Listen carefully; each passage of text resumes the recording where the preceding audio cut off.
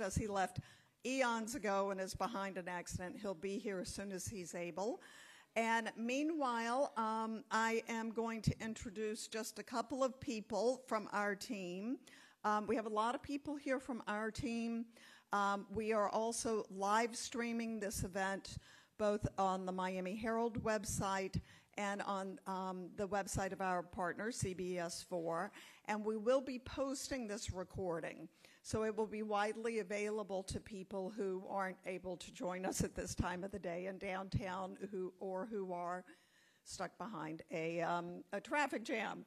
So we are welcoming, I'd like to welcome for you our senior editor for Caribbean and World Affairs, and that is Jay Ducassi. Jay has been with the Herald about as long as I have been, and we're old-timers, so I'm just going to leave it there, but since I was a young person without gray hair. And our moderator this morning is Eliott Rodriguez, anchor at CBS4, an award-winning journalist. And our team are all award-winning journalists, I'm happy to say. So we're really excited to be here with you this morning and be able to present this program. We will have time for audience Q&A and welcome your input. So, Jay?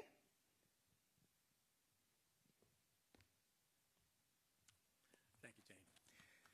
Good morning, and welcome to all of you. Thank you for being here. My name is Jay Ducassi. I am an editor at the Miami Herald, and I supervise the team that covers Latin America, the Caribbean, and immigration. And I'm going to introduce you to them in a moment. I think most of them are here. We're here today to discuss immigration. This is a key coverage area for the Miami Herald, as much of a local beat for us as City Hall or crime or education. We are a city, and I use the word city in the greater Miami area. We're a city of immigrants. I myself came from Cuba with my family when I was 10, and 3 of the 4 reporters that I oversee are themselves immigrants. Immigration is the lifeblood, the heartbeat, the story of our community, and now we find ourselves once again at a key moment in that story, and that's the reason we're here this morning. Before I introduce our moderator and the members of our panel, let me have you say hello to our reporting team if they're here. Some of them helped bring this event together today. Sierra Ortiz Blanes is our immigration reporter. Nora Gomez-Torres, who may not be here yet, she covers Cuba and U.S. policy towards Latin America. Jacqueline Charles she covers Haiti and the English-speaking Caribbean. And Antonio Mario Delgado, who may not be here yet, covers Venezuela and, as needed, other nations in South America and Central America. Because the countries that they cover are the biggest drivers of immigration into South Florida, their work often overlaps with Sierra's, and coverage of immigration for the Miami Herald is very much a team effort. So with that, I'd like to introduce our moderator. Excuse me. Eliott Rodriguez is an anchor at CBS4 in Miami, our news partner in Miami. He's a winner of Emmys and our Murrow Awards for his reporting, and Eliott himself is the son of Cuban immigrants. He'll be leading the discussion today with our distinguished panel members. Let me introduce them real quickly. I think they will tell you more about themselves. Archbishop Thomas Wensky is the head of the Catholic Church in South Florida. He has a long history of working with immigrant communities since his early days as a young priest in Miami. Galene Yosef is human rights advocate and co-founder and executive director of the Haitian Bridge Alliance. That's a nonprofit that advocates for fair and humane immigration policies. Ruben Rojas is outreach manager for refugee resettlement for Church World Service. Christina Francois is co-director for Communities United for Status and Protection. That's a national collective of Black, Arab, and Asian immigrant rights groups. And until very recently, she was director of Miami-Dade County's Office of New Americans, which helps recently arrived migrants. And Johanna Cervone is chief of staff for Miami-Dade County Mayor Danilo Levine Cava. Thank you all for participating. Thank you all for being here today. And with that, Eliott, I'll turn things over to you.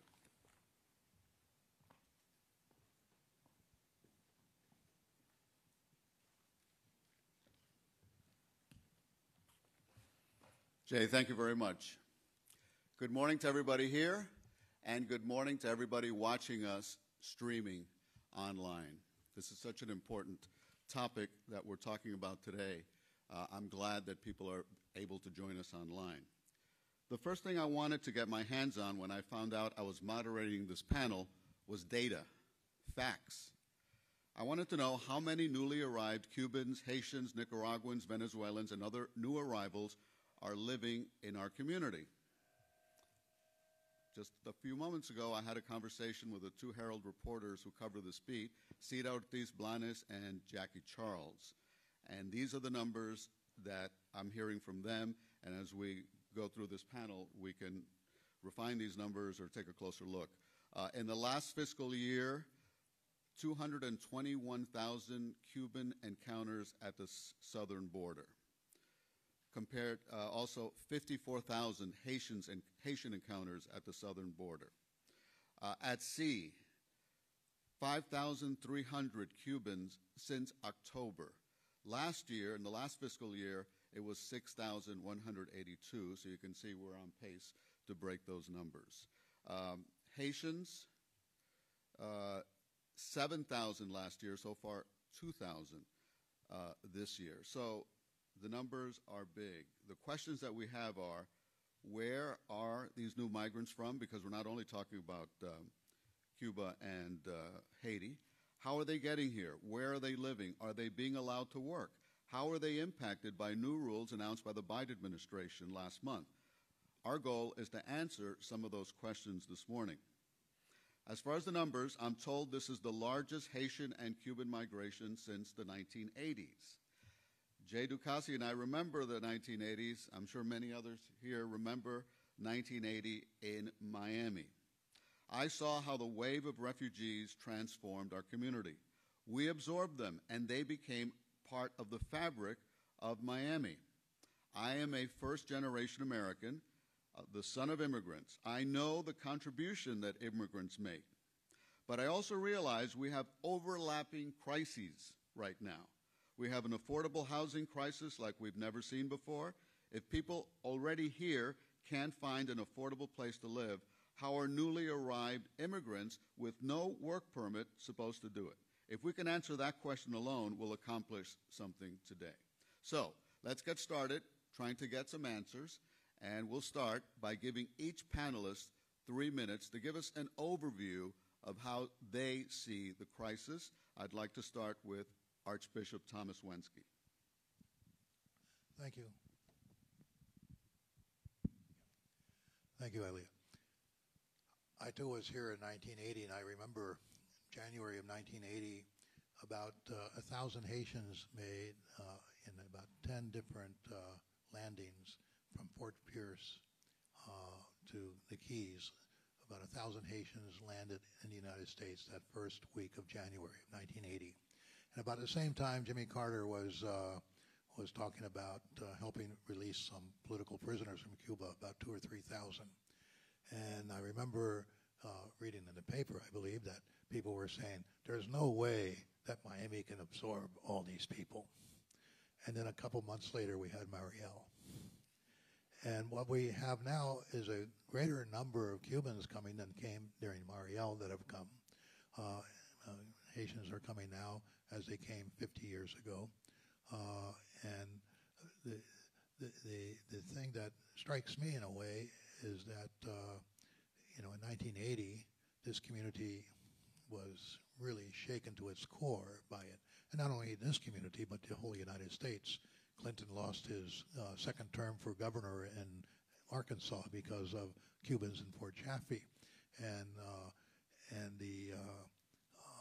Miami was submitted to a lot of ethnic and racial tension in the aftermath of Mariel, and also because of the disparate treatment that was afforded to Cubans as opposed and Haitians.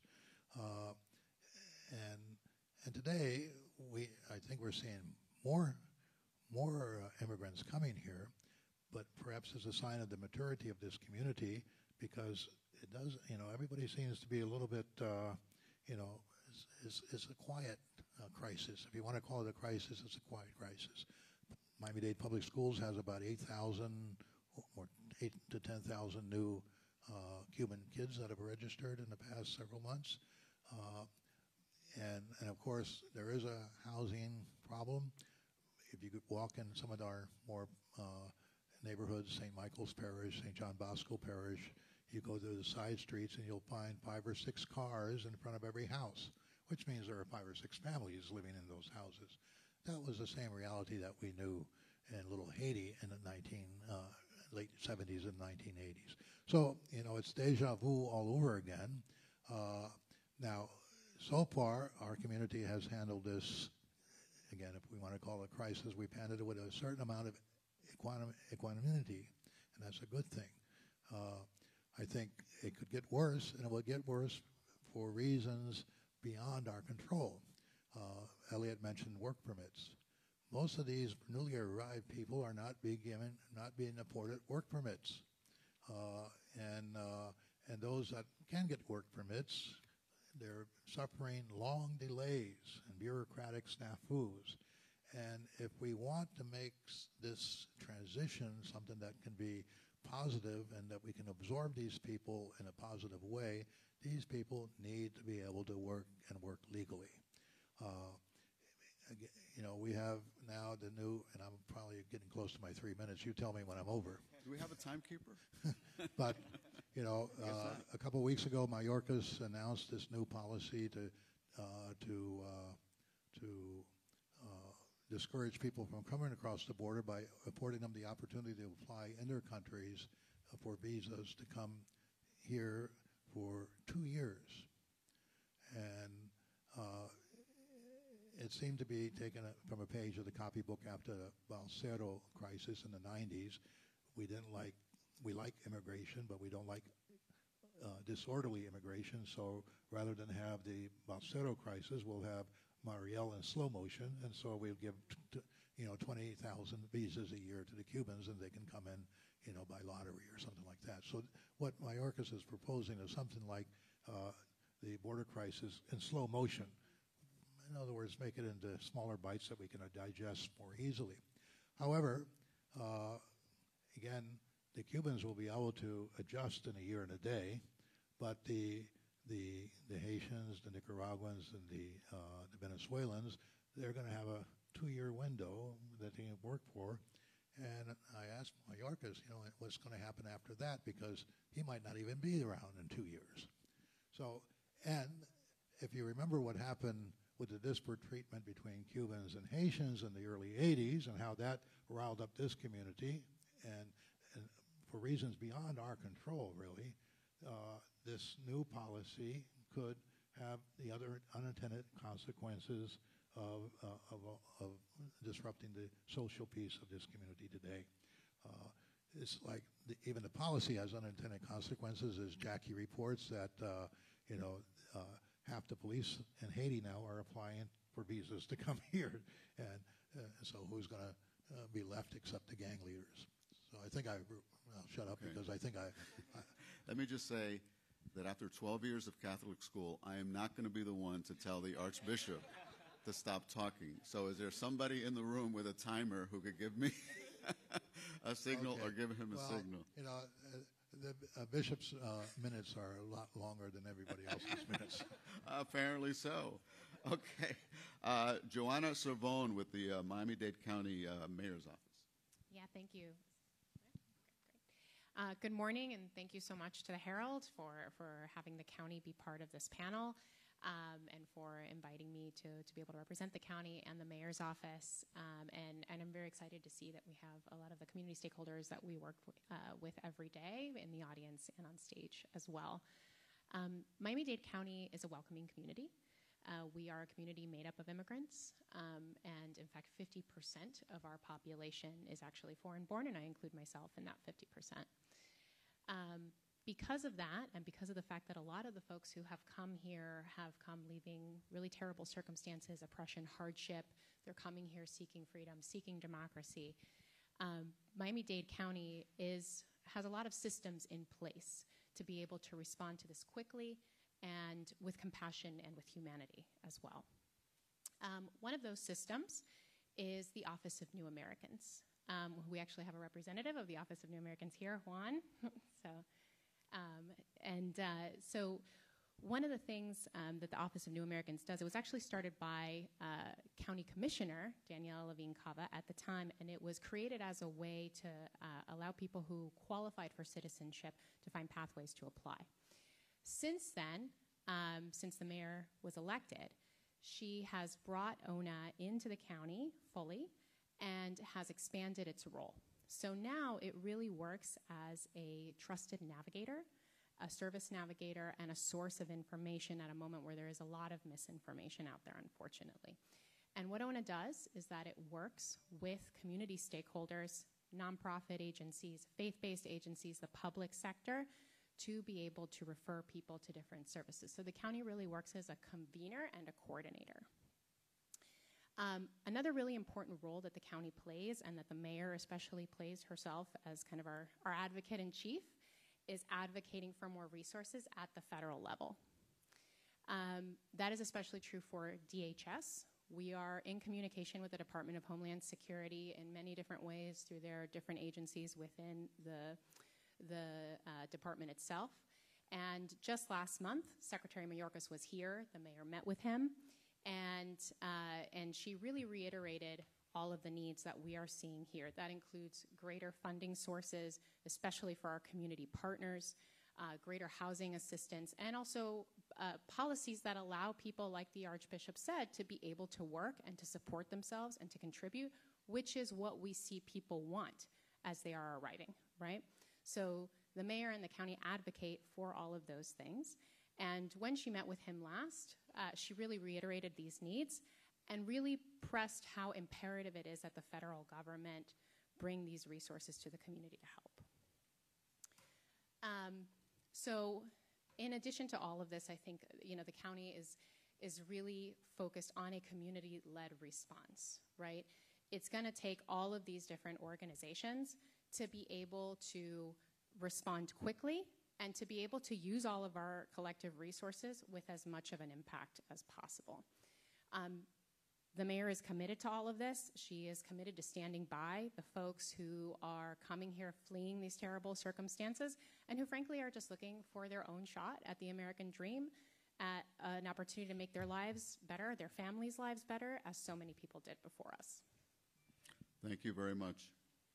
Christina Francois, the former director of the county's Office of New Americans. Hi, everyone. So I would like to talk a little bit about why this moment is different. So there are 3 key turning points which make this silent crisis, I really like that framing, different than what we've seen in the past 40 years. So first we have the earthquake in Haiti in 2010, which displaces people throughout the entire Americas, right?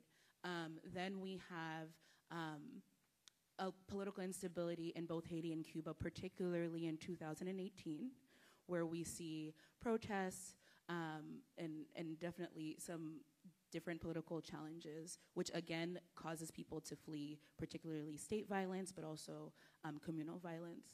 And then in 2021, when the world reopens post-COVID, we see another inflection point where not only have folks been facing economic hardship, but also health crises in these 2 islands during COVID, and then government mismanagement and persecution. So this has really been bubbling for a while, and people are coming from all these different entry points. So what we see is we see folks coming who moved to Latin America, particularly Chile and Brazil and Ecuador, making their way up to through the Darien, through to the 10+ countries it takes to get to the U.S. border. And then we also see folks returning to the sea, particularly in the last 2 years. And so when we think about the challenges that new arrivals are facing, we're also in the background, we have a refugee resettlement system that was broken for 6 years, severely defunded. We've had some of our major agencies shut down in the last 5 years. And so the organizations like Church World Service, like Catholic Legal Services, like so many other of our partners are operating with less staff, less funding, and less available resources. And so while we are able to absorb our communities because of our vast diasporas that have been so welcoming and have learned so many lessons over the past 50 years, it is a little tough, right? Because we're operating with our hands tied behind our back. And I think one of the roles that the county has played while I was there is really bringing folks together so that we can leverage resources to address the issue collectively, knowing that no one agency, no one entity can solve this issue, and knowing that it's not just about providing the direct services, but also about the advocacy. And I think that's something that's also different in this moment, is that we have a unified message versus competing messages, where we're not trying to pit the various communities against each other, but actually saying that there needs to be effective policy making at the federal level, and seeing where there can be local policy making. We do have, because of 50 years of migration from the Caribbean, we do have a county commission that is overly represented in terms of children of immigrants. We have city governments. Out of the 31 municipalities that make up Miami-Dade County, and even in Broward and Palm Beach County, a lot of local governments are actually led by Haitian and Cuban and other Latin American migrants and the children of migrants. And so it allows us to address the issue in innovative ways. It may seem a little piecemeal and patching because we're filling the role of what the federal government should really be doing, but I feel hopeful about the South Florida model, which has really been a model for the country in terms of immigrant integration, and really having a successful diaspora. Thank you very much. You did Archbishop time, though. Okay, next let's hear from Gaerline Joseph, the co-founder and executive director of the Haitian Bridge Alliance. Thank you so much. I think Haitian time and the Archbishop time. Oh, the same? Put it together, I don't know. I learned something new. Thank you so much, Miami Herald, for having me, Gaerline Joseph, Haitian Bridge Alliance, the Black Immigrants Bell Fund, and Cameroon Advocacy Network. Really understanding and piggyback on what the Archbishop and the panelists mentioned is the reality of why people are migrating. I think really looking into the root causes of migration will lead us to understand why people are migrating and better prepare to receive them and better prepare to provide the right support in a culturally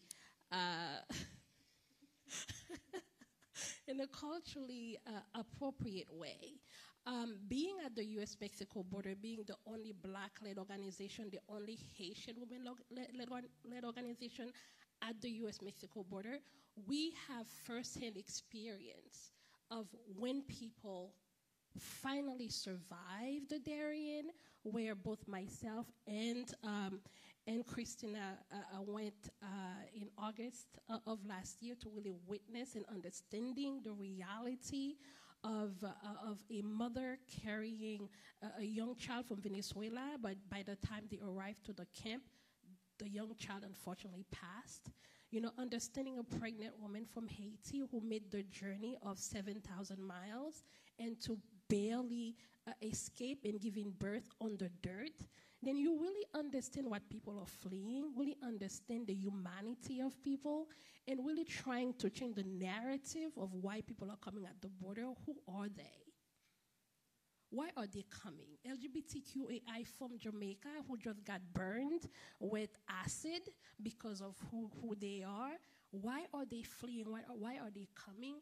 Really inform us on how to receive them with dignity, with compassion and love, and really trying to connect with local organizations in Miami, in New York, in Massachusetts to say, hey, these are people are coming to you. We are the first responders. We are receiving them, but they are coming to those communities. How do we prepare to receive them? I think is really critical. But at the end of the day, unless we address the root causes of forced migration, the root causes of displacement, we will continue to have those waves of quote-unquote silent crisis, but it's not really a crisis. It's a humanitarian emergency that needs to address in that way, and again, centering the life, the humanity of people. And when it comes to Black immigrants, we have an extra layer that we have to deal with. When we are dealing with Haitians and Cameroonians and others, people of African descent, we are understanding their journey through South in Latin America, and understanding how those policies that are being put in place by the government are not in their favor.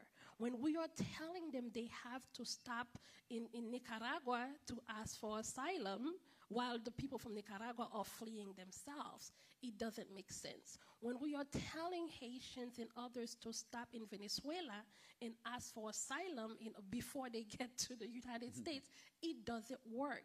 And we talk about the new program that have been put in place, and yes, we see some positive, but the reality is we are putting a baby carrot in the hands of extremely vulnerable people, requiring them to have a passport and a sponsor in the United States. So if you don't have a passport and a sponsor, there is no way for you to participate in that quote-unquote humanitarian parole program. In addition to that, we are putting a forest, not a stick. It's not a carrot and a stick anymore.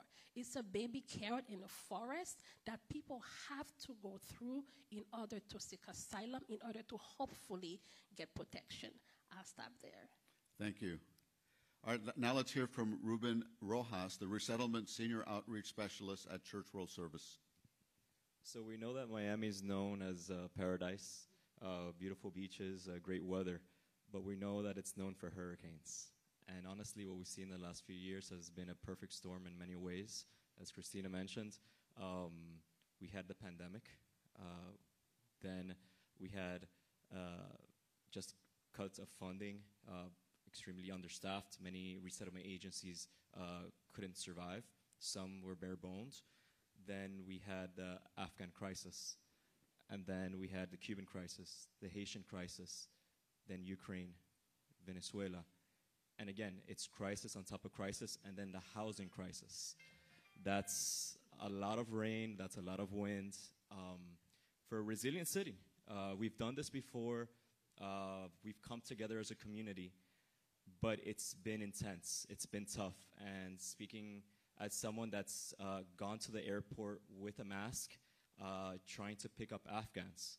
And I know Afghans are not from the Caribbean, but they're coming to us. And then having to, receive Cubans, the seaport. It's a lot at the same time. It's a lot to handle. And when we're really understaffed, we say, what do we do? We can't do this alone. So part of my job is to reach out to Greater Miami and work with our partners, work with the city, work with churches, mosques that all have stood up to try to take on this challenge. A few more numbers. So I work in the Resettlement and Placement Program, which is a special program for refugee status. In 2022, we received 92 refugees from all populations from the world. 2023, we've up to now received 41. Afghans, we've received more than 400 in South Florida, which is a different environment. They're not Spanish or Creole speaking or English. So Ukrainians, we've received more than 500 that we've serviced. The Cuban and Haitian sponsorship program, in the last 2 or 3 weeks, we've had 1,200 show up at our office. That's just resettlement and placement. The legal department, all nationalities in 2022, they've handled about 3,262 cases. This is just Church World Service. There's a lot of agencies that do this type of work. And for all other services, including legal, it's 7,569. We're a small staff. We're slowly growing, but again, this is just a call that the greater Miami community needs to stand up. We can't do this alone, and I don't think this has been foreseen, especially, I think there's an attitude Well, there's a general culture in Miami that that there could be empathy. Again, 50% of us are foreign-born, and you see someone arrive and say, "I've been through that. That's so hard." And a lot of people do reach out, but there's also this tendency to say, "No, if I did it, they can do it. Why should I help a little bit more?" But the Miami that some people came maybe in the 60s, 70s, even 80s, even 90s, even early 2000s is not the same Miami that we know from the last 10, 15 years. Okay, thank you all very much for those opening remarks. From this point forward, we'll keep our answers shorter. Maybe instead of Archbishop time, it'll be a parish priest time or seminarian time. But I want to ask Archbishop Wensky, because there are people watching this online who are going to say, people who get here illegally, why would we give them a work permit when they didn't go through the proper channels? And isn't giving them a work permit when they come this way only encouraging more people in these countries to do the same thing, to take the desperate voyage by sea, to cross the border illegally? What's your answer to somebody out there who would say that? Well, I think the answer is basically human dignity, and the best way of affirming somebody's human dignity is allowing that person to work and to work legally, to work within the system, and not in a situation that forces them into a heightened vulnerability, because people that will work under the table, so to speak, are going to be more easily exploitable.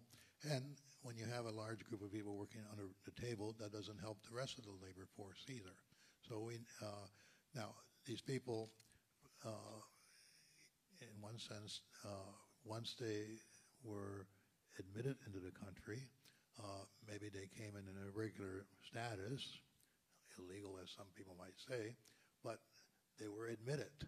You know, the federal government waved them through. They waved them through, some of them with, parole, some of them without parole, some of them they just catch and release, whatever the various policy is. But if they're here because the federal government allowed them to be here and allows them to remain here. It's unconscionable that they would do that and at the same time not give them the means to support themselves, because that's a self-defeating policy. And it impacts the local communities in ways that we're powerless to deal with. Can anybody add how they would be taken advantage of not having a work permit while they await for their claims? Slavery, working under under the minimum wage, not being paid their wages. We just had somebody in the west coast of Florida that was arrested for dealing, basically holding in slavery legal temporary workers that were brought in to work in the harvests, and they were mistreated. So it's a real problem out here. And the added layer, there have been many cases of domestic violence as well, and familial violence where, people are forced to do domestic work or, put in other situations and extorted and then said, if you don't do what we say, then we're going to report you. And we're going to say that we're not following the conditions of whatever status that you were given. And just to reiterate, folks are not here illegally, they're in a legal process. And just want to really hammer that home, that the people that are here who have made it past the sea, past detention, and are in process, are in a legal process and therefore not illegal. But does anybody on this panel think that giving them those work permits will encourage more people to do the same? Let me add quickly and give you an example. We had a gentleman who made the journey in 2016. We fought really hard, won CPS. He has now his work authorization. He started a small restaurant and just by himself and his wife, and now he's been able to hire 10 people. That is what allowing somebody to live with dignity, allowing them to have the work authorization, then they are able to give back to the community. They are able to bring the culture, a new idea, and able to create opportunities for other people. And I think we need to really move away from the negative part of the narrative, understanding people may be coming in an irregular way, not illegal, but irregular way, but allowing them to go through the process, to have access to work authorization, to provide for themselves, and in turn give back to the community, making this United States of ours stronger and better. To also expand on that, there's an argument of push and pull, and I think there's a lot more pushing out of these countries. We have to remember, most people do not want to leave their home. They don't want to leave their neighbors. They don't want to leave their community, much less go through the gruesome process of, let's say, flying to Nicaragua, going through many countries, being extremely vulnerable and to the point of death. That I have personal friends that have gone through this. To come to this country and then to be vulnerable again, a work permit, again, is human dignity, and it creates an opportunity for our community, for our city, and it's not something that's going to draw or ask, they're going to tell their neighbors, hey, we can work there. No.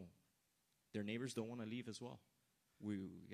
But realistically, how can these people live in this community where I've heard stories of long-term residents here who, maybe a couple making six-figure salary who are having a hard time finding affordable housing?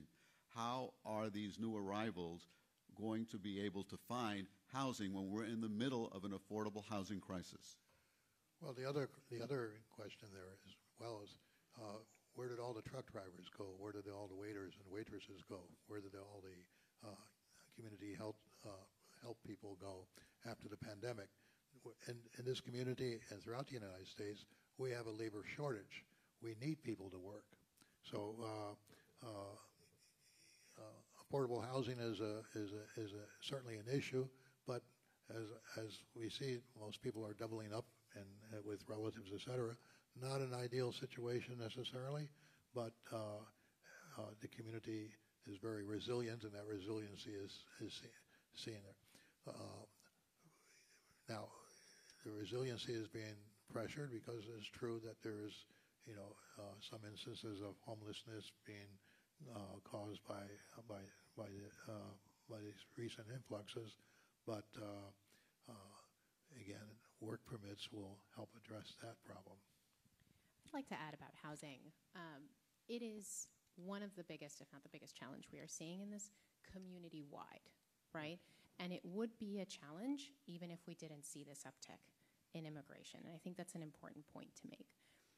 What we're doing from the county side and from the mayor's office is we are trying to tackle this challenge from every different way. The mayor has announced last year a very comprehensive plan called the Homes Plan. It looked at everything from bringing more units online. We're bringing over 32,000 units online.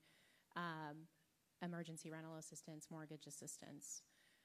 And when it comes to housing for folks who are arriving here recently, we are working with a lot of partners on that. But that is one of the biggest needs that we see, and it is one of the things that we advocate for the most. The county is applying for more funding for that with several partners as well.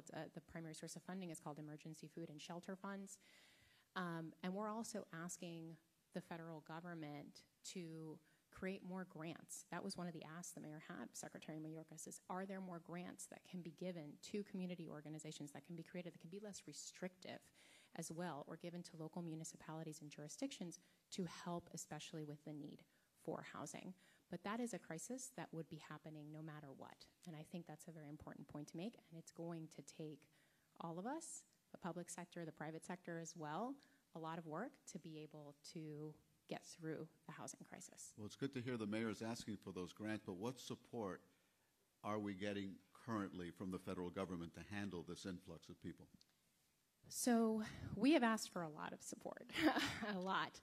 The mayor has written several letters to DHS, not just for funding and resources, but also for redesignation of TPS for Haitians, Venezuelans, and Nicaraguans as well has been a really important advocacy point. Another thing that we've asked for is for policy changes. I mentioned work authorization as well, and that's something that we've all talked about. But something else with work authorization that the mayor asked of Secretary Mayorkas personally was to waive the fees. The fees to apply for work authorization are very expensive. They're about over $400. And that's a big barrier for a lot of people. So there are current fee waivers to expand those, to allow more people to have access to that, to do something about the block that we're seeing, the backlog of work authorization permit processing at USCIS was another thing that she asked for. And you know, he was very attentive, I think. DHS has been very responsive. They're listening. We've seen that they have been allowing more folks to get work permits, which is something that we've been asking for as well. So we do think that they are listening, they are responding. We would like to see more, and we would like to certainly see it faster. But we are in constant communication with them. And we try to organize as much as possible and coordinate with our community partners to understand what they're seeing on the ground as well, so that way we can be better advocates. Okay. I'll pose this to anybody on the panel. What can you tell us about local charities, nonprofits? What are they doing to try to help out? So I can add to that. So one of the county's biggest partners is actually Catholic Legal Services, and one of the things that we've been able to do in partnership with the Office of New Americans and CLS is, at least in the immediate instance when folks arrive, being able to get folks into hotel rooms. It's not a sustainable initiative, for sure. It's something that definitely needs funding. And right now it's like relying on reimbursements from the very limited pot of money from the Food and Shelter FEMA grant. But it's really been a moment where whether it be individual faith-based organizations or community or other community-based organizations, are reallocating their own resources to be able to get immediate, whether it's for a week, whether it's for a month, some temporary housing for folks as they're going through this process. What other charities, anybody shed light on what other charities that are involved? Well, Catholic Legal Services does the immigration side of it, and we have Randy McGordy is the CEO of it. And he has about 34 lawyers. They see about almost 2,000 people a month now, I think, for various immigration services, from work permits to asylum applications, et cetera, et cetera. But then we also have Catholic charities of the Archdiocese of Miami, and the Catholic charities they're helping with food vouchers, rent assistance, and a whole other slew of activities as well. I also want to add, we have community centers within the Haitian community, like Saint-La. We have organizations like FAM and others that are working within the community. But I also want to share that we see people welcoming people into their homes, right? We see families agreeing to receive people. We see neighbors agreeing to have people stay with them for a month, 3 months, 6 months, until they get a work permit and being able to provide for themselves. We also want to make people understand that with having also the work permit, they're able to get housing for themselves, but they're also paying into the federal government. They pay the taxes, they pay Social Security, right, that they might never get, right? That's the reality. All those people we are calling, quote unquote, irregular people on TPS, understanding that they are funding the federal government with their tax dollars as well. And we do see communities coming together to welcome those people with dignity. Is it enough? No. But we have Saint-La, we have Catholic Charities, we have FAM, and the Haitian Bridge Alliance is the national organization really working with all those partners in all the states to really find ways to allocate services, but calling on communities, the Cuban community, the Haitian community, people from Nicaragua, Venezuela, the Ukrainian community, the Afghan community, to step up to also partner with all the different entities to be able to have a unified effort to welcome those people. And once people get work permits, hopefully through the advocacy of all these people in this community, they will go where the jobs are. And so if there's not jobs here in Miami, they'll go to where the jobs are. They'll distribute themselves across the country to follow jobs, and they won't be. And if they have the opportunity to work, and they're living on the charity of one of their relatives or neighbors, and if they don't take the opportunity to work, the relatives and neighbors will encourage them to move on, to take the opportunity to work. So really, one of the key things to solving this silent crisis is work permits and a permanent solution to the broken immigration system, which everybody seems to be very reluctant to, in Congress anyway, to address. But there are, hope is always eternal.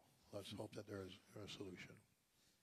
I want to mention as well that we've been working with Jewish Community Services of South Florida, Change Makers, which is a nonprofit that helped tremendously with the Afghan community.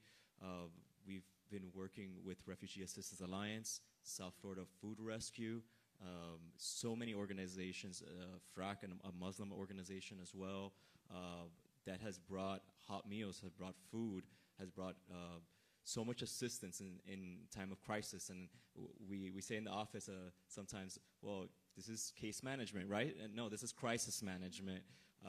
So a lot of community members have stepped up. Barry University volunteers, extremely active. Volunteers driving from West Palm Beach to Miami, to bring Orlando, to bring, let's say, a bicycle because they don't have a car. They can't get a driver's license to go to work. So we have a lot of companies stepping up. I'm also a partner with Florida Makes. Manufacturers from all over Florida are saying we need people, and we want the recent arrivals. We want them. And Ruben, I understand you also have experience with unaccompanied minors. Correct. Who are arriving here. Correct. Tell we us have about an that. unaccompanied minors program. How many? It's about in the 80s. Yeah. So handling those cases as well. Well, what happens to those unaccompanied minors? Well, we process them. We have case managers that look to see if there's some way to contact the family in the home country, contact anyone here, and they have to go through a legal process of finding a guardian. And it's very, very sensitive, and it can take a while for each case. I read in the Miami Herald this morning that the Bahamas is cracking down on undocumented Haitians. What impact will that have on people arriving here through sea or other irregular ways? I think it's going to apply another pressure point, and I think this is also happening at a time where the administration is trying to change our asylum process, and I think that's one of the underlying or the undergirding arguments for the situation that we're seeing is that over the last 7 years, really maybe even 10 years, we've seen a chipping away of the right to asylum in the United States, whether it be by land, sea, or showing up at the airport. And what happens is that it really limits. So one of the benefits of organizations like Church World Service is that they're able to do the deep case management and support services for new arrivals because they're designated as asylees or as refugees. However, when you are designated as irregular and you're coming with either humanitarian parole or advanced parole, or just given an appointment to do an asylum hearing, you're not really given those additional resources to be able to get the support services that you need. So when we look at folks that are most likely going to be leaving the Bahamas to come to South Florida as the closest neighbor, we're going to have to be prepared to respond to welcome folks with open arms. And we got to help Haiti fix itself, really. And Miami, we're lucky because we're in this subtropical climate with beautiful weather, beautiful beaches and everything, but we're surrounded by islands of pain, real pain. Haiti, Cuba, Nicaragua, Venezuela, and there's the parable of the rich man and Lazarus in the gospel, where the rich man didn't see Lazarus at his doorstep, and these people coming here are the modern day Lazaruses of our day, and the rich man went to hell not for any any bad thing he did. You know, they didn't say he was corrupt or a profligate or adulterer or anything like that. He went to hell because he didn't see Lazarus on his doorstep. So, you know, we have the challenge. This, you know, this is our brother, our sister. We have to see the modern day Lazarus today. To touch upon, go ahead. I just wanted to add that people have to understand the root causes of those forced migration are in part direct response of U.S. foreign policies in those countries. We have to understand the history between Haiti and the United States from the beginning, from the 1700s to 1804, to the embargo, to the occupation, to the foreign policies that continues to uphold both what we call internal violence that they support, and also external violence that is continued to be pushed on the neck of Haiti by the Congo, by the United States and others. We have to understand those realities, the history between the U.S. and Cuba and Nicaragua and all of those countries. We have to hold, we have to be held accountable, and we have to face the reality that some of the root causes, not all, but some of the root causes of forced migrations from those countries are in part due to U.S. foreign policy to those countries. Ruben, go ahead.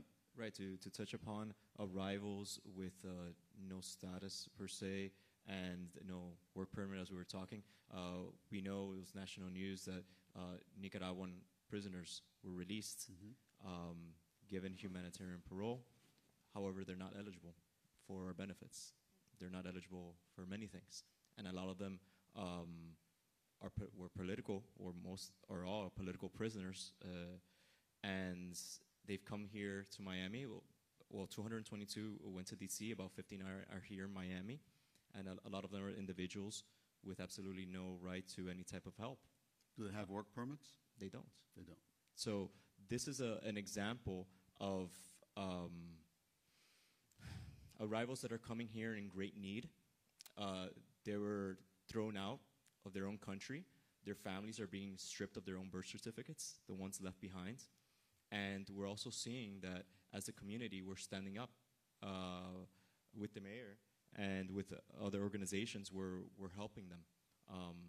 Again, it's not the status, it's what we're willing to do as a community and what we're willing to change. Okay.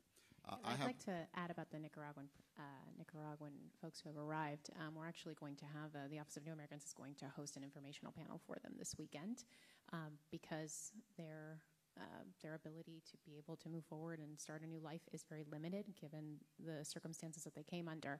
So we are going to be holding an informational session for them so that they can find out more about what services they are available to get. Okay. I have one last question, then I'm going to open it up to questions from the audience, so start thinking about the question you're going to ask. But here's the question that I have. I think that Archbishop Bowensky coined the perfect phrase by calling this a silent crisis.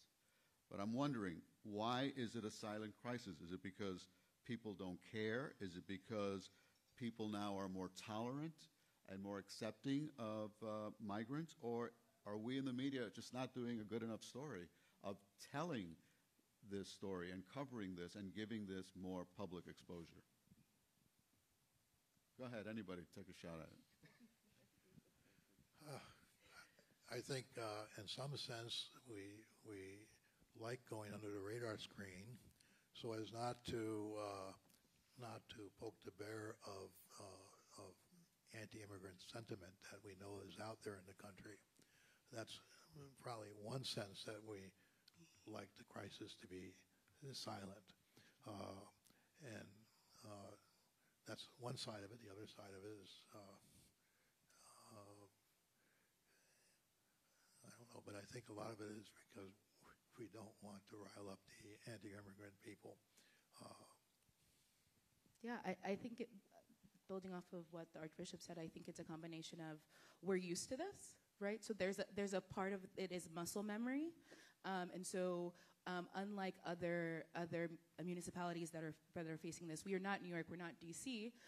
We're used to seeing people arrive by boat. We're used to seeing people in need and showing up at a church or showing up at a mosque, and so there's that. And then I think we have to be really honest about we're operating in a very hostile state that has rolled out. The legislature over the last 3 years has consistently introduced and passed legislation that is trying to criminalize municipalities, is trying to criminalize nonprofits, pulling nonprofits certifications, trying to criminalize the very act of empathy towards immigrants. And so I think it is a delicate balancing act where we want to be able to help, but is making a big splash going to serve the long-term goal of actually giving people security and stability?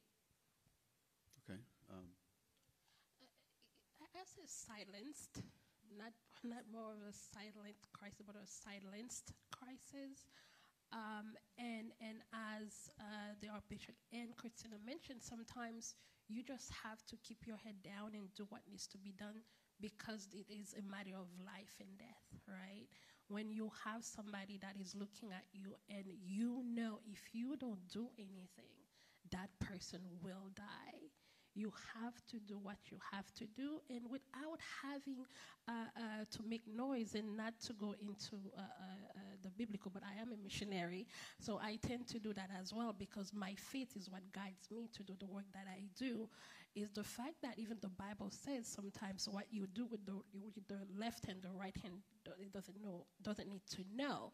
So the silenced part of it is the fact that because it is such a hostile environment and the strong negative narrative that continues to be coming from people who are themselves descended of immigrants or immigrants, but still having this ideology of the other, or the scarcity mentality. If I allow those immigrants to come in, I'm not going to get something because they're here to steal my job, right?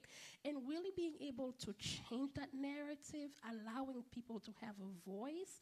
And so therefore, we're not going to have a silence or silencing impact where people can really be able to live with dignity.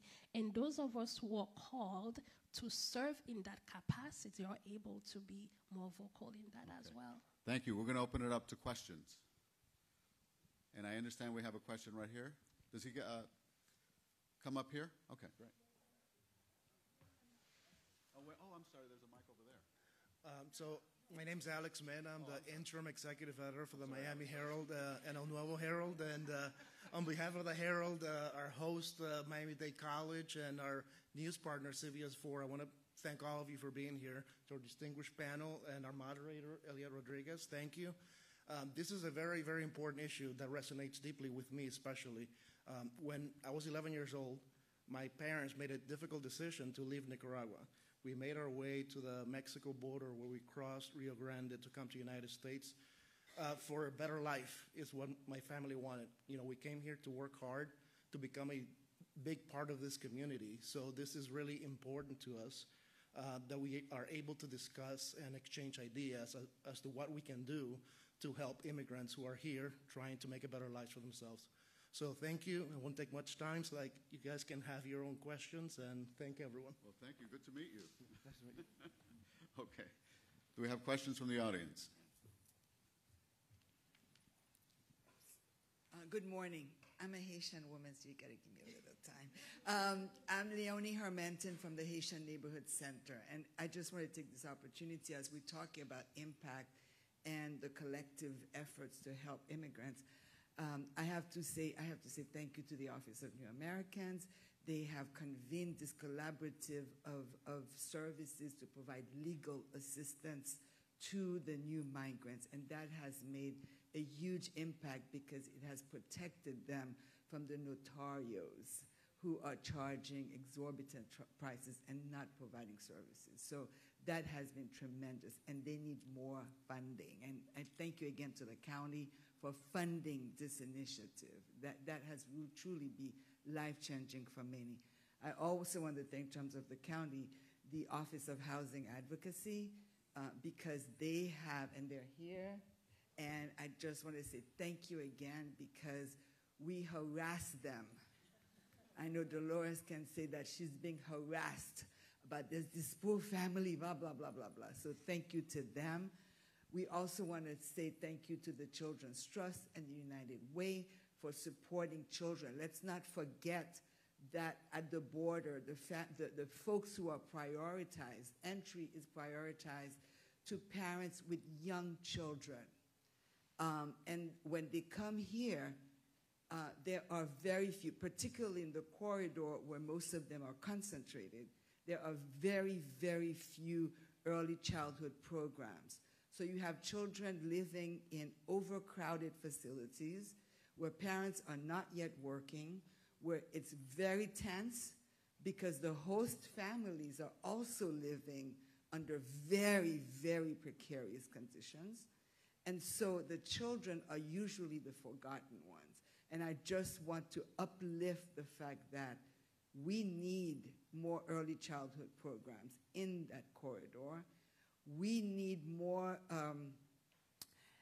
mental health support for these families. I was talking to a mental health person from FAM, and she said that, we're going to see in the next 4 to 5 years the impact of trauma on these children. And we don't know the data, how many children are born here, but if you come to Santla on a Wednesday, this is when the Early Childhood Coalition person helps. There's like a huge parking lot of baby strollers and things like that. So the impact, let's not forget the little ones, the 0 to 5 who don't have, especially 0 to 4, who cannot be admitted in schools, who don't have the services, and whose parents just are not focusing on them. So just want to uplift that as we speak about impact. Thank you. Thank you. I would just like to give a shout out to Dolores Holly, who is here. She runs our Office of Housing Advocacy. We also have Sonia Grice here from the county. She runs our Community Action and Human Services Department, which houses the Office of New Americans and the Office of Housing Advocacy. And if you need the number for the Office of Housing Advocacy, and this is for anybody watching online too, it's 786-469-4545. And you can call there to find out what resources are available.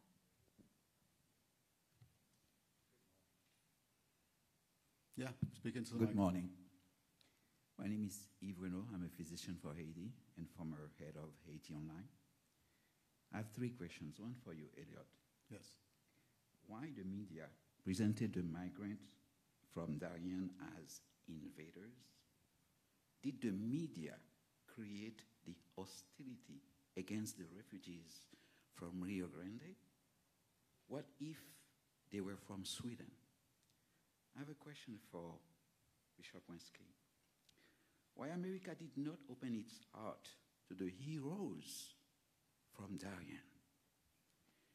I have one more question, but before, it's very emotional to me. I'm thinking of my friend, Jean-Robert Lafortune. I miss him today. Immigration, or simply put, migration, is a natural way of fleeing danger. Look at the birds coming to our shores from Canada every winter. When we cannot breathe because of smoke or alkali odor, we escape.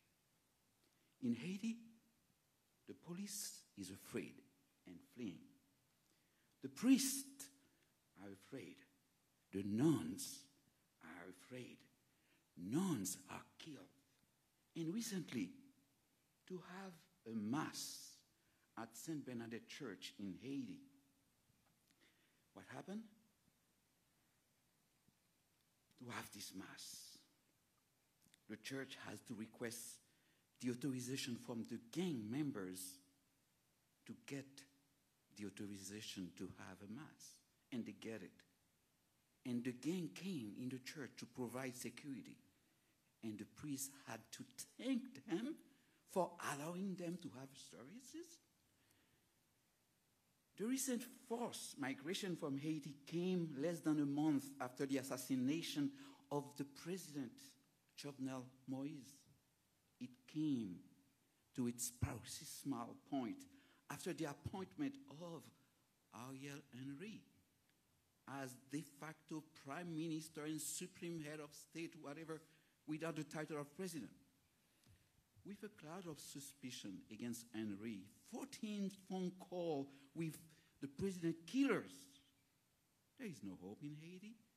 There is no passport in Haiti, only 40,000 passports left. And my last question. We know we need to stop the bleeding in Haiti. At the same time, we need to open our hearts and our arms.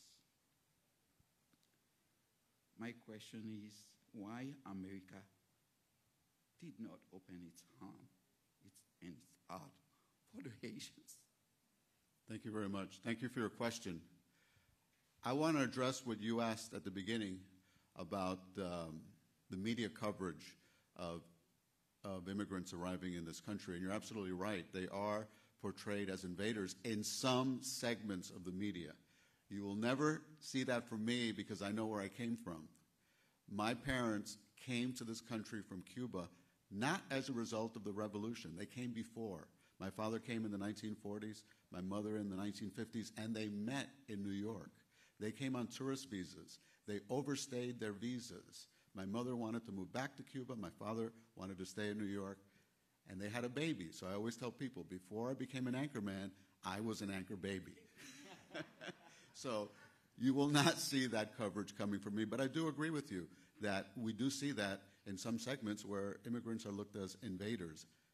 And we're not, because we know that this is a country of immigrants. Go ahead. Anybody else want to take a stab at what he said? I just want to tell you that I personally hear you, Tadeo, and I see you, well. I feel your heart, Santikeo, and I am with you in all of that. And please, I can't answer the other questions, but I just want to acknowledge the fact that we are in this together. Thank you. Next question. Good morning. My name is Nora Gomez. I'm a reporter for the Miami Herald and El Nuevo Herald. I cover Cuban affairs. Thank you so much for coming today. I have a couple of questions, if I may. I have a question for Archbishop Wensky. You have lived through so many migration waves. You were here in Mariel, the Balseros crisis. I wonder if you can share your thoughts about how this current wave it's different from what you have seen before. And I wanted to ask you about this not making a big splash to not steer anti-immigrant feelings. I have several reports of Cuban migrants, recent arrivals paying or being asked to pay $6,000, $8,000, $10,000 for lawyers to represent them at the asylum court. I do wonder what can you do to spread more, the information about the resources you are offering, and what can we do as media outlets that are really committed to covering this issue? What can we do to help people coming from Cuba, from Haiti, and from these other countries? Thank you so much.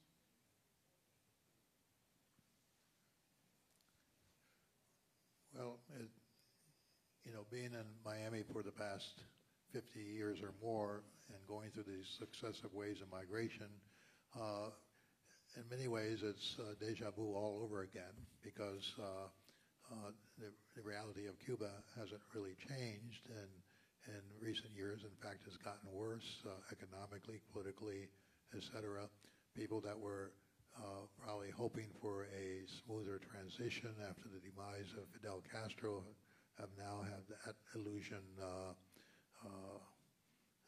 taken away with the reaction of the government to the protests on July 11th of last year. And so the country is bleeding people. It's bleeding people. creating a real struggle in Cuba itself for lack of people showing up at various jobs and stuff like that. So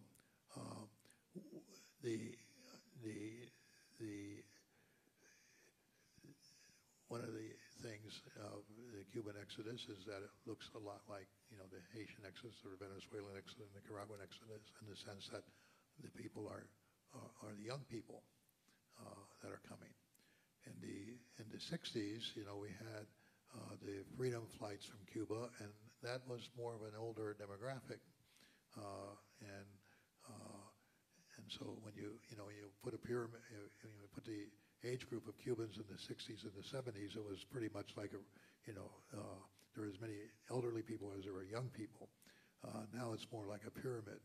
Older people, very few; younger people, a broader base, and that's perhaps one difference. And the young people are leaving because they're seeking to grab at hope of creating a life. If you're in your 40s or 50s already, you're not going to really remake your life. If you're a 20-year-old, a 25-year-old doctor graduated in Cuba, you can hope that when you're in the United States in 30, you're going to be being a doctor. If you're a 55-year-old doctor in Cuba, well, you can come to the United States, but you'll probably be, working at a service job because of what the reality of being able to educate and adapt, learn another language, etc. So a lot of it looks the same, and it's different because there's a lot more of it in a very quick amount of time right now. Just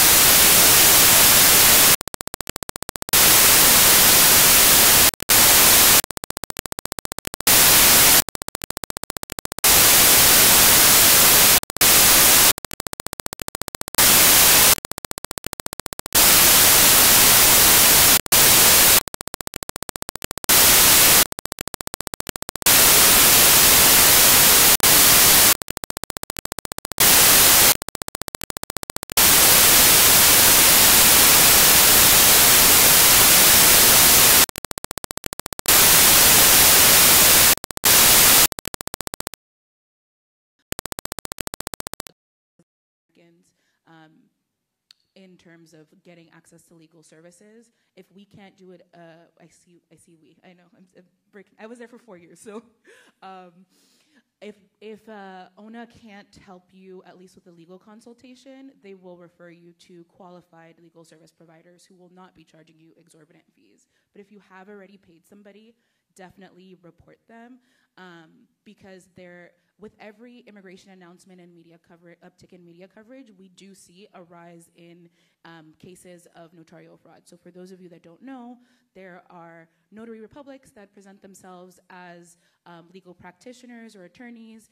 And in Latin America, notario is like synonymous with attorney, so people assume that they're going to an attorney as well. But there are a lot of like bus advertisements and radio ads and stuff like that that say, come to me, we'll do your application. And it's often done incorrectly or never submitted, and they're charging exorbitant fees. And so the ordinance also has regulations on like you cannot say, like it's a fine to say that you are a legal practitioner when you aren't.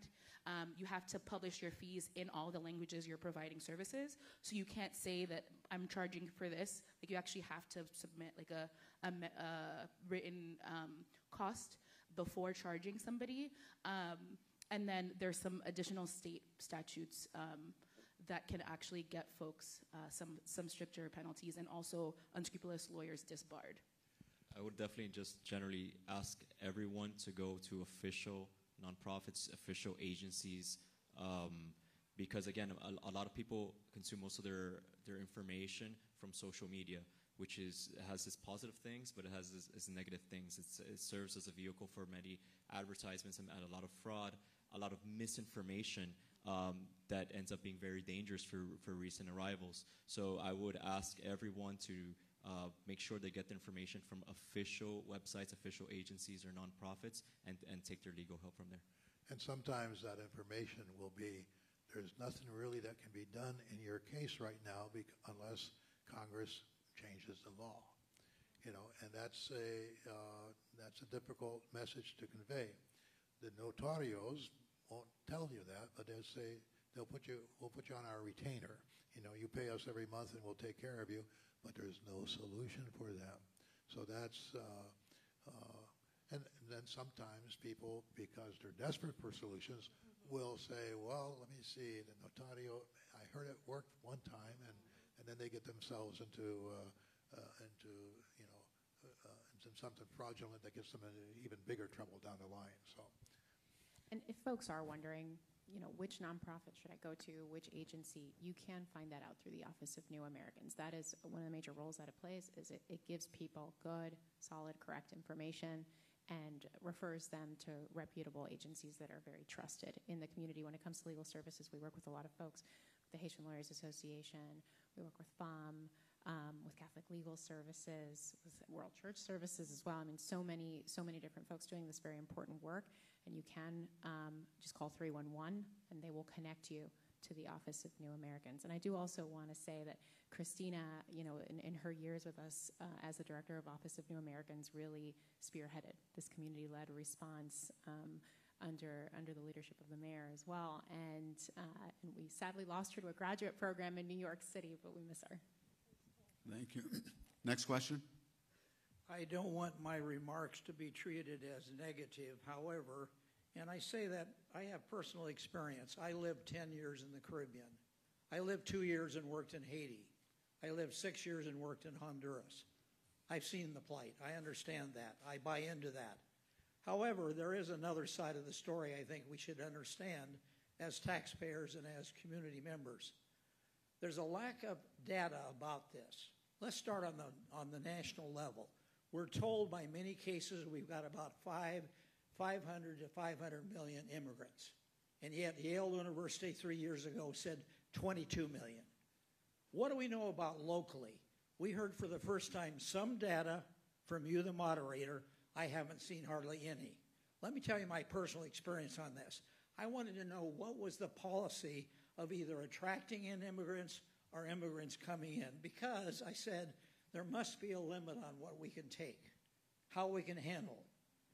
So I sent twice to every commissioner in Dade County this question: what is the status of them coming in? What is the impact on our schools? What is their cost? And the same thing for health and other benefits. No answer. Now, your people are giving us some answer here. I'm sorry to hear some of you feel you need to go under the radar. So let me say this and suggest, when I hear that we need to solve our problems by maybe more grants or something from the federal government, that's my taxpayers. I want to know more data. I'm sure you have very good, solid reasons. And you, ma'am, maybe should add in that your feeling that much of the problem is caused by the United States history to these areas. That may be true. Put it in writing so the public can. How about this as a thought? Put all of your data accurately on. Ask for a vote from we taxpayers. I'm sure you've got a great argument and you should be able to sell it. Thank you. So I can share about the issue of data. So all of the data in terms of the number of immigrants in the country are published on the Department of Homeland Security's website. It's released quarterly, and the state of Florida releases data quarterly on the number of asylees and refugees in the state of Florida, and it does it by district, so like by region in the state. So there are publicly available data from the state government and the federal government. We also, well, in 2001, I'm not going to say we again, Miami-Dade County did release a New Americans in Miami-Dade County report, which did have data. And it actually did talk about the percentage of folks that are enrolled in public benefits. I highly recommend that you go to the county website and read that report, because we do have some really strong numbers in there about many things that you may be concerned about. Yeah, and I'd like to add that the county does not, we're not the data accounting agency, right? We do leave that up to the federal government, the state as well.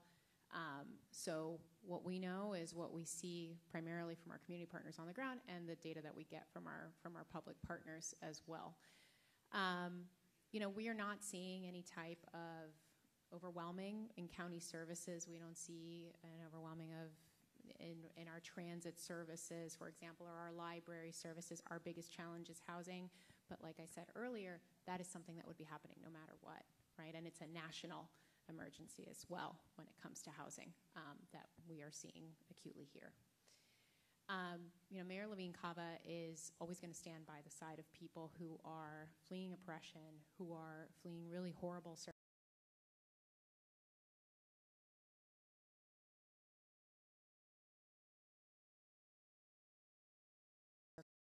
Got here, you know, where they live, where they come from, have the access to the essential services that they need and that the county provides to the very best of its ability.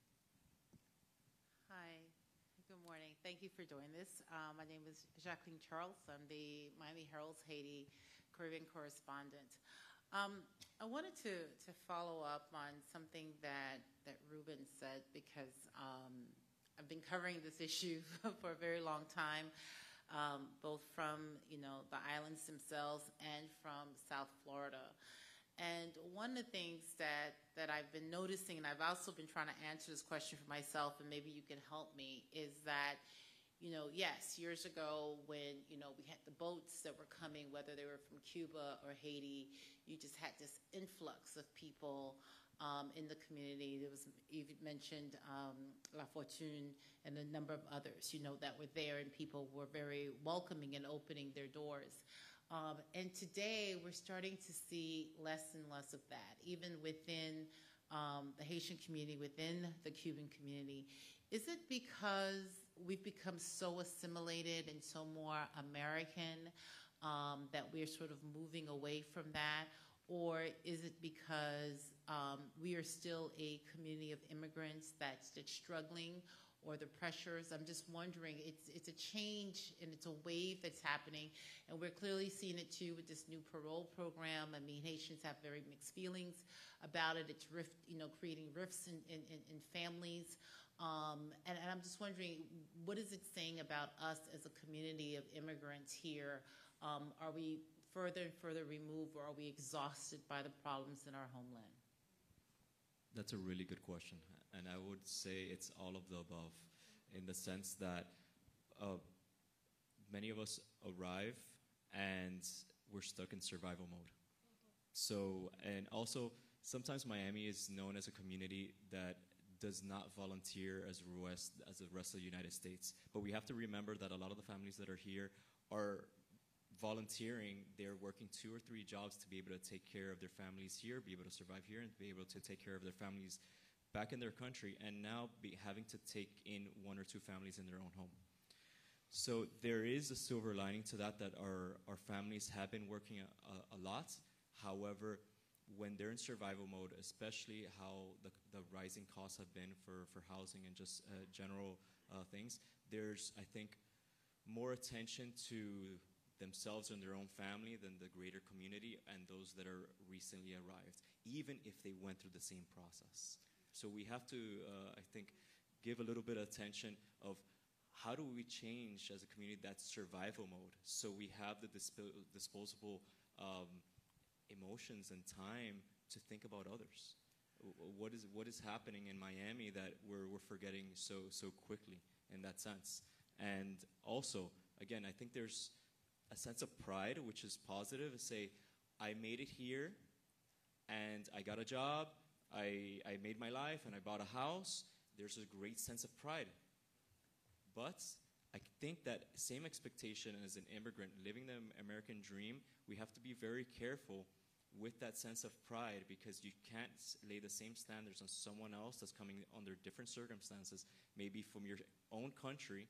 It's still different circumstances, and say, again, if I could do it, they can do it. Why should I help? Or why should I extend a hand? And I think we have to pay attention more and more to the details, that each case and each family is very different, and each decade If not, each crisis that can happen in a year or less than a year is very different than the crisis that our families or we faced. And we have to be honest enough with ourselves and say, wow, maybe it's different and maybe it's worse. What can I do? There's a Haitian proverb, pita pitris, which is the latest one is the unfortunate one in that sense that underlining what you said. But I wouldn't be too hard on the people here, on the immigrants that are here, that are receiving new immigrants and their family members here, et cetera, because as the county said, we're not overwhelmed. And the fact that we're not overwhelmed speaks well to the fact of the resiliency of this community in accommodating and assimilating new arrivals. So it's there are tensions, and there are Haitians are this parole program has divided the Haitian community here because a lot of people are saying it's easier for me to help them with a remittance in Haiti than if I brought them here because the cost of living here is so much more, and so and then that causes tension because they don't believe over there that it's hard for it. They think we're living on golden streets. Compared to them, we are, but they don't understand realizing some of the difficulties that their relatives have in this side.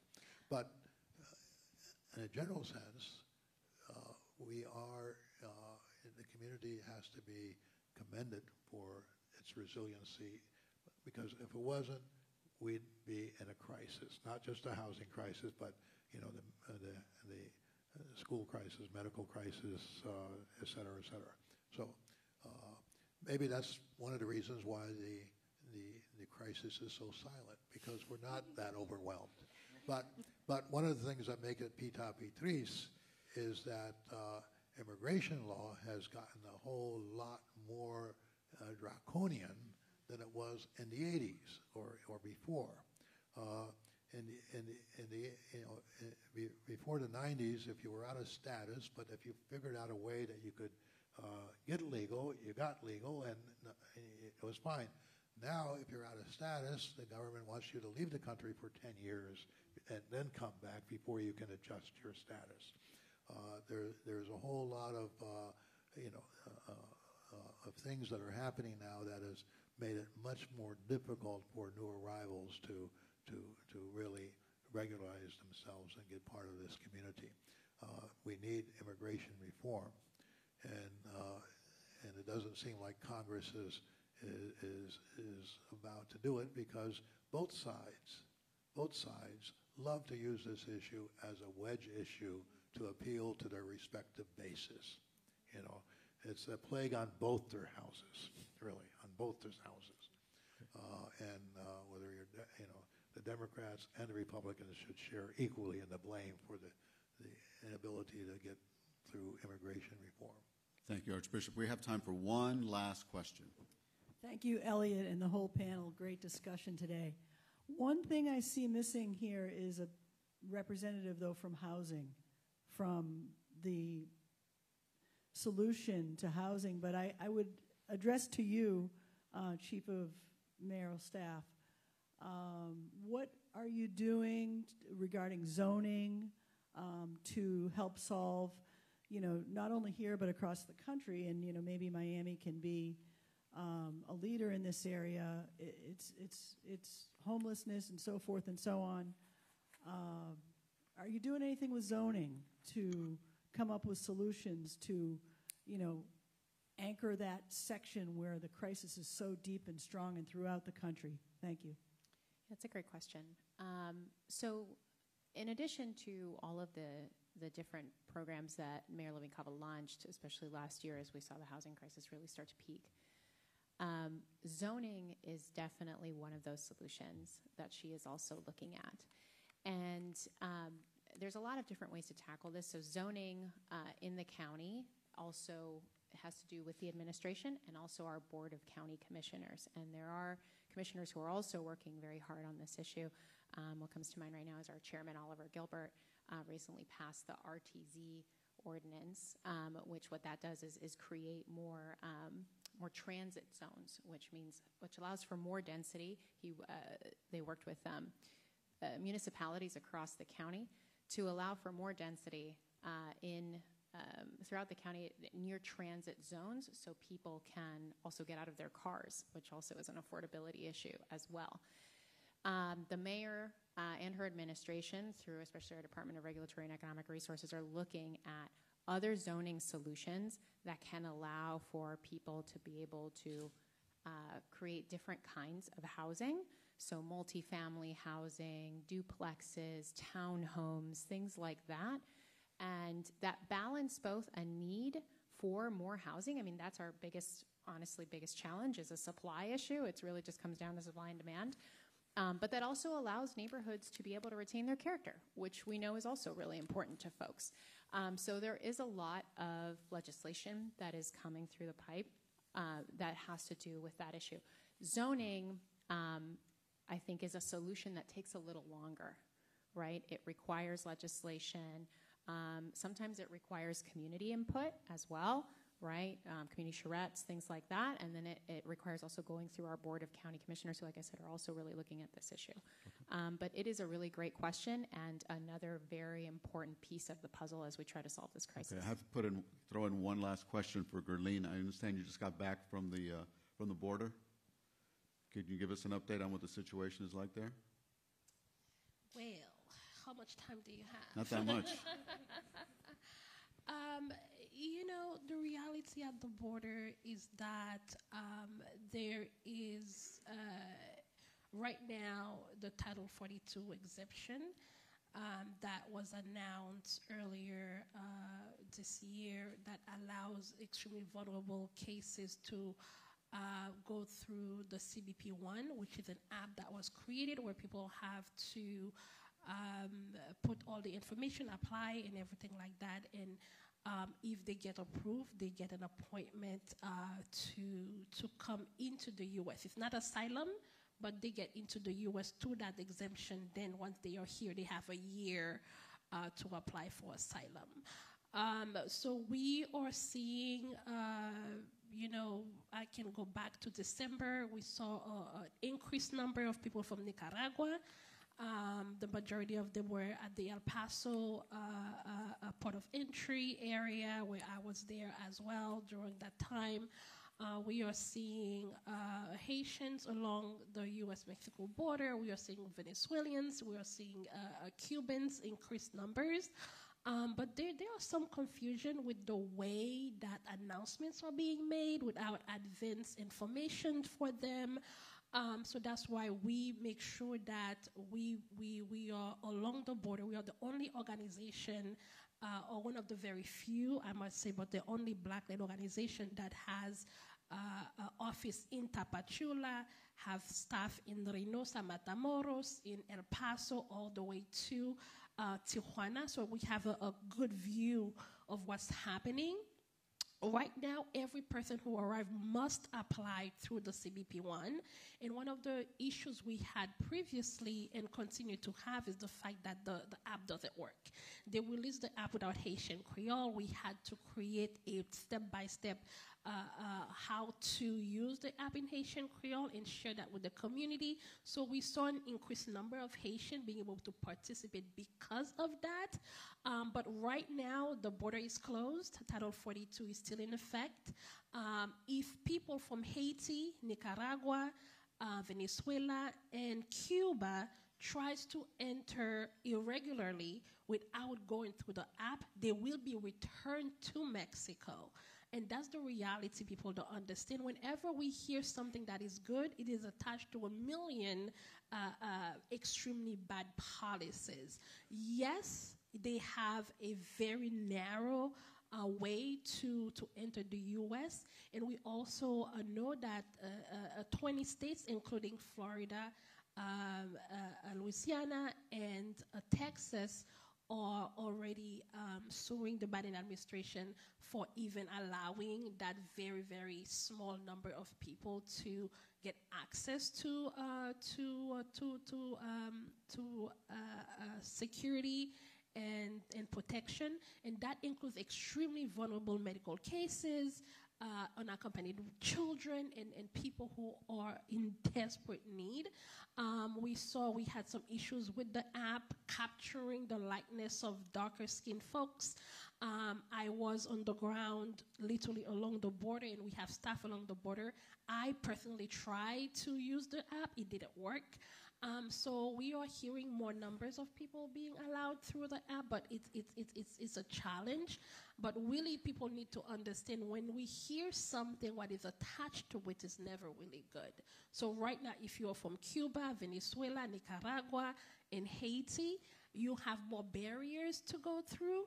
And with the new asylum rule that is being put in place, requiring people to apply to a previous country, is also a big issue. So we are seeing the work being done on the ground by local organizations with very, very minimal capacity. But again, it proves how we Americans are dedicated to welcome people with dignity and how we care about immigration, whether it is from Ukraine or from Haiti. We understand all people must be welcomed in the same way. So yes, we are seeing people at the border, but we are working with the community on the ground, but also working with DHS and working with various departments within DHS to push for solutions. And we are also calling on the Congress to once and for all pass a new humane immigration reform, because unless we do that, it will continue to be those problems. But you might hear crisis at the border, but I will say once again, good-hearted Americans are on the ground supporting and welcoming people with dignity, but we need more. Well, that's very good to hear, and a positive note to end on. Thank you very much. I want to thank the Miami Herald. I want to thank all our panelists. I want to thank our audience here at Miami-Dade College, and I would like to thank everybody who's been watching us streaming. Thank you very much, and have a great day.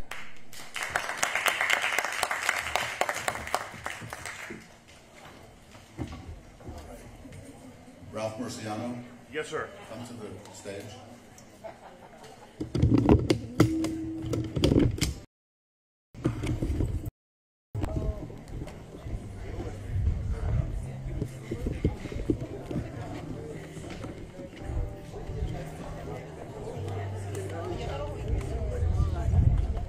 Check 1, 2, 3. Test 1, 2, 3. Years ago. Oh, yeah. No, Well, hi, how are you?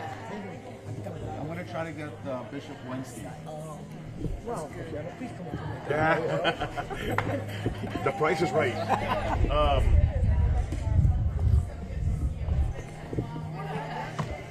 ¿Lo traigo para abajo?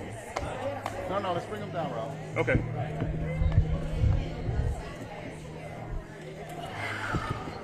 Charles. Hey, how are you? That's crazy. What are you doing in Miami? Oh, yeah.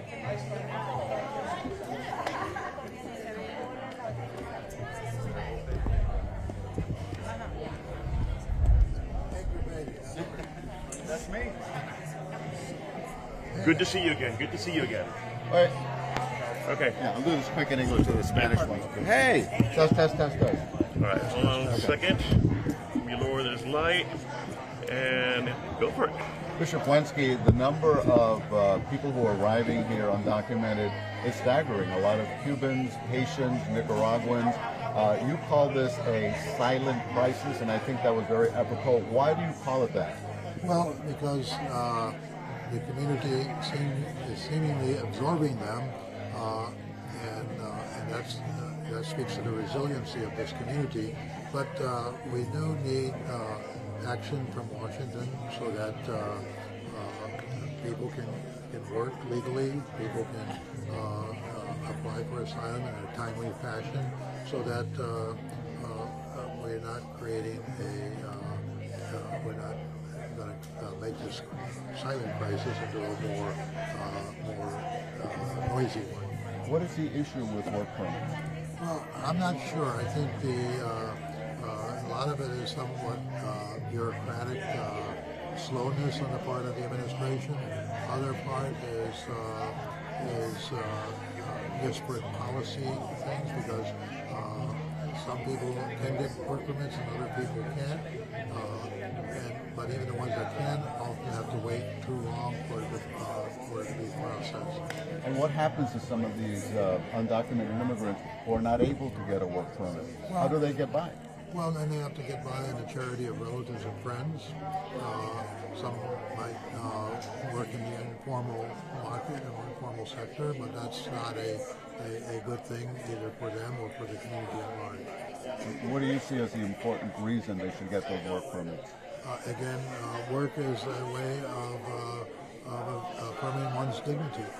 Taking care of oneself and one's family is something that is very essential for a person's sense of self-worth and self-dignity. And what do you tell people? Say we can't absorb these people. We have a housing crisis where residents here can't find affordable housing. Well, if people have work permits, they will go to where the work is, and not necessarily stay with family and friends living off their tanks. So I think the community is very resilient.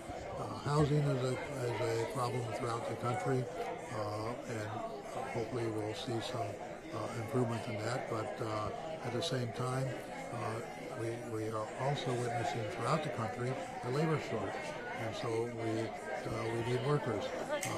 Nobody has explained to where all the truck drivers went during the pandemic, or where all the waiters or service workers went, and certainly these immigrants that giving work permits can help solve that crisis. Thank you very much. Thank you so much. Very good. Nice way to spend your vacation in Miami.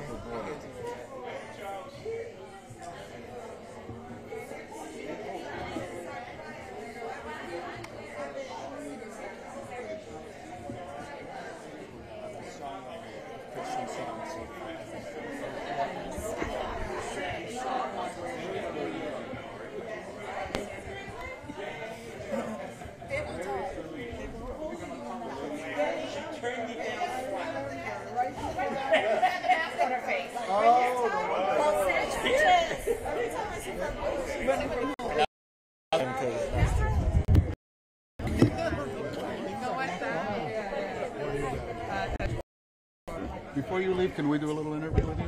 Yes, of course. Can you? Yeah. And I'll stay back. We're rolling. No, I'm okay. I just don't Okay. want I'll get it. Okay. All right. Say your name. Gerline Joseph, Guerline, Joz as in zebra, EF as in Frank. And what organization are you with? With the Haitian Wood Alliance. Okay. How would you characterize this crisis that we're seeing right now, this large influx of people from Haiti, from Cuba, from Nicaragua, from Venezuela, and other countries? As a humanitarian one, where we are seeing people fleeing extreme conditions, such as gang violence, extreme political turmoil in Haiti. We are seeing people fleeing Nicaragua right now. People still continue to flee Cuba and Venezuela. Actually, on my way here from the border, at LAX, I met a woman from Venezuela. And she was trying to buy, a little juice, and she didn't have enough. And then I didn't know she just arrived, and I offered, because that's what we do. I say, how can I help? And she said, tengo hambre. I said, okay, may I? And she said, yes. And then I said, where are you going? She said, I'm going to Miami to my cousin. I just came from Venezuela, and I worked for 3 months. right? And then I said, okay, I work at the border, and she gave me a big hug. And that, seeing the humanity in that woman. At first I didn't know she just arrived, but that connection in my heart pulled into that, and realizing we are dealing with a humanitarian crisis. People fleeing extreme conditions from their home country, whether it is the war in Ukraine, where we were the first organization at the border receiving the people from Ukraine. You know, really now we are seeing a flow of people from Russia that are fleeing as well. So we are people from Venezuela, from Nicaragua, from Haiti, from Cuba, from Ukraine, from Russia, from Afghanistan, at the border, seeking asylum, seeking safety, because home is not safe. Well, can we absorb all these people? I believe we can. I believe we have done it before for those who have came before us, and as a Haitian American, a proud American woman, I believe that we can, because if we move past the idea of scarcity, understanding there is a little bit for each of us.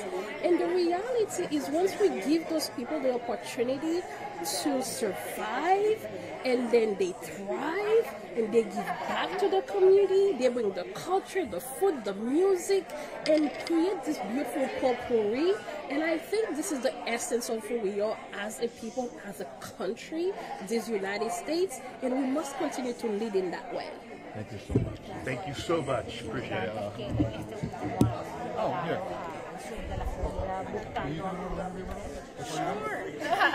More on that, but then, yeah. I gotta ask Nappy. She's the boss. Face this way or the... Ruben, You're fine. don't leave. Okay. Let me put this. And Let's ask you a quick question. Yeah. You're here representing Mayor Cava. What did you think of this town hall? Do you think it was enlightening in any way? Yeah, absolutely. I mean, I think it was great to be able to have all of these different folks come together on the panel, but also in the audience. And that's really been very important for Mayor Levine Cava, is that the response to folks arriving in our community be a community-led response.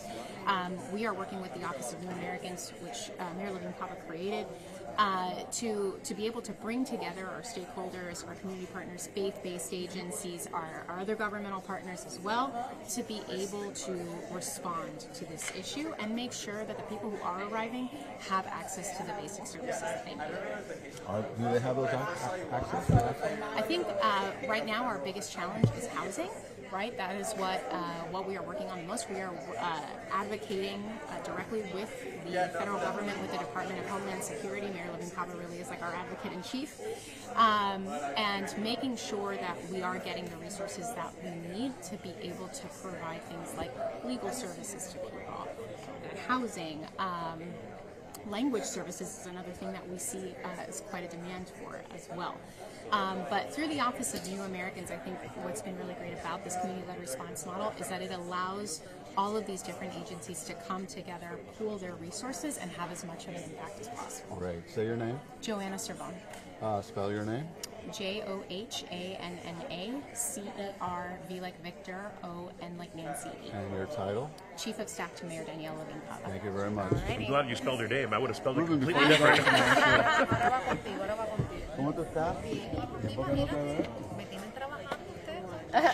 Yo. You have to leave. Oye, hablé con tu mujer, hemos hablado como 3 veces. Déjame hablar con ella primero. Todavía no pone a beber. Yes, ahí está. Okay. How are you? And go for it. Say your name. Ruben. Your last name. Okay, Ruben Rojas. And your organization? Church World Service. Okay. So what are you seeing as far as this influx that we're getting of undocumented arrivals from Cuba, Haiti, Nicaragua, Venezuela, and elsewhere? What impact is it having? Well, we're seeing a lot of crises happening at the same time. So we're seeing the response to that from Cuba, Venezuela, again, Haiti. And the way we're responding is just working extremely hard and working with the rest of the community. We're an agency that serves refugees, and we also serve immigrants with asylum status, with any status. It really depends on the program. But we're trying to respond as much as we can, even though the influx is great, but respond with the rest of the community. What's the biggest challenge you have right now?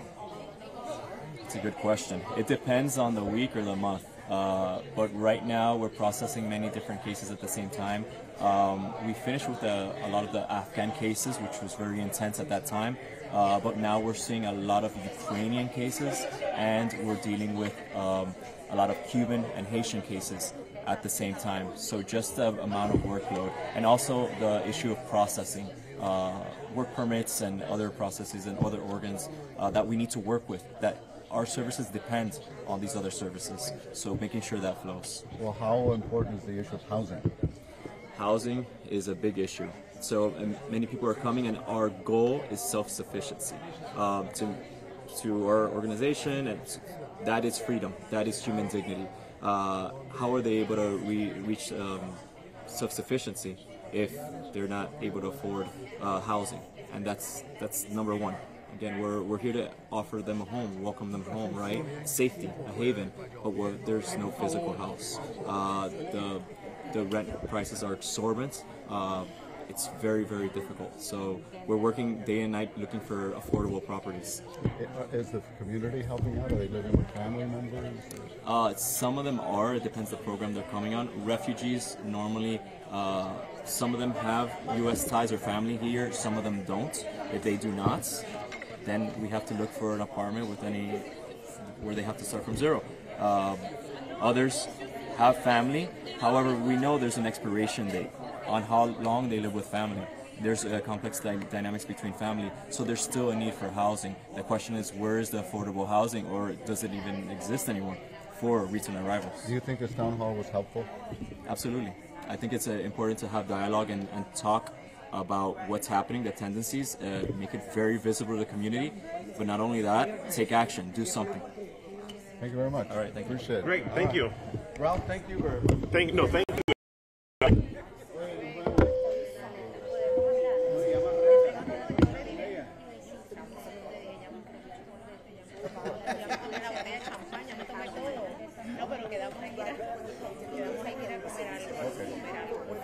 Bueno, muchas gracias. ¿Te va bien? Sí, todo bien. Qué bueno. Hey, I'm sorry to give you a phone call. ¿Qué But I don't have the other one. Está pronunciado todo. Were you still rolling? Tu mujer me cuida. Okay, you can stop now. Okay. We're done. We're done. Thank you. All right. Thanks. Bye.